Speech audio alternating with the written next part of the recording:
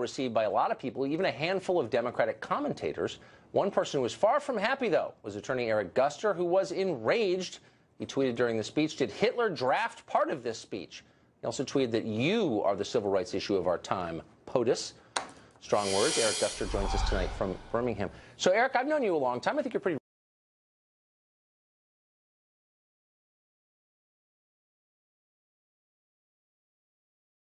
in Washington. You dislike Trump so much, his personal affect is so offensive to you, that you can't hear clearly what he says. You're possessed, and it's affecting your judgment. That is the most ridiculous thing I've heard within the last 24 hours, besides some of the lines in Trump's speech. I do not totally dislike Donald Trump. What I'm disliking is his message and the things that he says about people and the hatred that he's incited in people, and him not speaking out against the racial hatred that is done in his name, the attacks on Muslims, the attacks on blacks, the attacks on Jewish cemeteries that he's touched on a little bit in the last few days, but not forcefully enough. So those are things I'm totally against. So I don't even plan to address directly your tweet comparing him to Hitler, because I think it's embarrassing to you. But I want to get to what you just said. No, you read it. You read it. I know, but I'm embarrassed to bring it directly to you because I think you're above that, and I think it diminishes you. But let me ask you about what you just said. You said Trump's speech last night contained racial hatred. I watched the whole thing. I don't think anyone could agree with all of it, but where was the race hatred in it? Trump has had a message of racial hate throughout this campaign, throughout his presidency that's only, a few weeks old.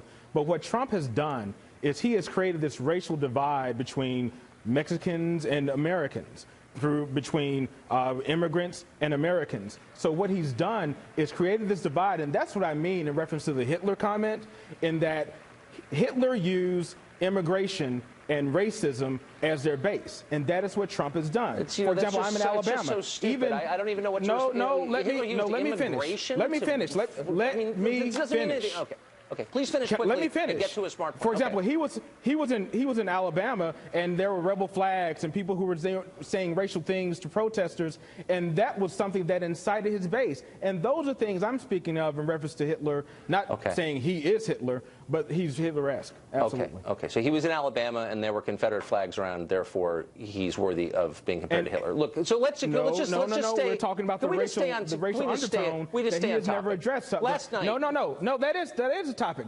He's had racial undertone throughout his campaign that he never addressed, not even once. And that's a shame on him being the leader of the free world. Did you watch the speech last night? Because he opened up. I watched. But he opened the speech by saying there have been incidents of racial bias and they're wrong, and I disavow them. I mean, did you miss that, or do you think he's lying, or what should he have done exactly? I'm trying to take you seriously here. I will give him a gold star and a cookie for that moment.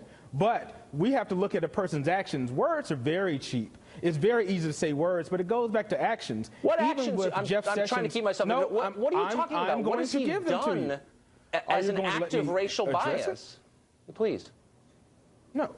For example, when we talk about unfair policing in communities of color and poor communities, Jeff Sessions gave a speech within the last 2 days where he was saying that they're going to stop suing police departments in reference to these things. So those are things that we're talking about. We've had a black president for the past 8 years. For the past 8 years, we've had an African-American president during the exact period where you say that racial bias in our police departments is out of control.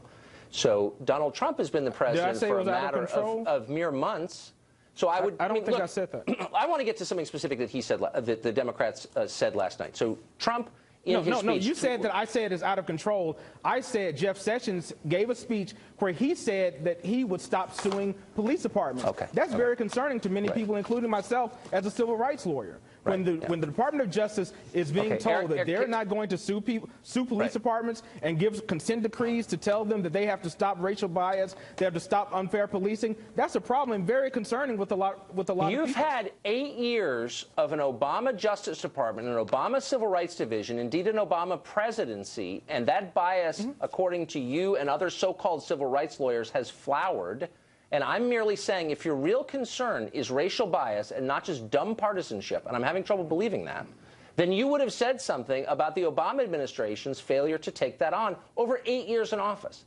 But let me get back to last night in a concrete example. No. I'm not going to let that come and hang. Okay. No, the Department of Justice under Obama took on several issues of racial bias. The Department of Justice was extremely active in weeding out police departments that are unfair to different communities. So in Baltimore and in Ferguson, where you clearly saw racial bias at work, I talked to you at the time.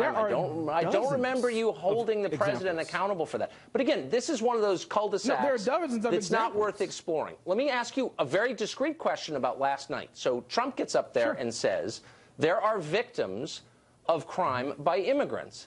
And the second he says that, and there are, of course, I mean, there's really no dispute about that.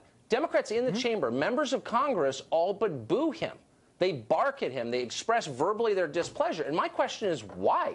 Why is it offensive to note the truth that there actually are Americans who've been harmed and killed by immigrants? Why is that bad to note? And by the way, whose side are you on if you're offended by that?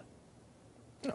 It's not bad to note that, but we also must note the violence that is perpetuated by white nationalists. The violence such as the Charleston 9, which he has not mentioned. The mosque that was attacked in Canada, which he has not mentioned. He has not spoken out against white supremacists who've done very similar things that he's trying to blame on the immigrants. Those are the real dangers within our country. You're kind of missing my question. Homegrown terrorists. I'm answering your question, but you don't want the answer. Why would Democrats? The Charleston 9 happened when Obama was president. Like, this is.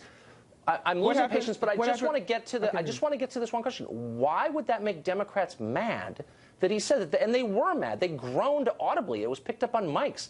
Why would that annoy them so much that he was noting that immigrants have hurt Americans? Like, what's wrong with saying that? Can you answer that question? There's nothing wrong with saying that, but he's totally ignored the things I talked about. The white nationalists and the white supremacists who are attacking people on a weekly basis. I'm out of time, Eric. He's totally ignored that. It's too frustrating. I hate you don't want the truth, Tucker. Unwilling to deal with reason. Thanks a lot for joining us. Coming up.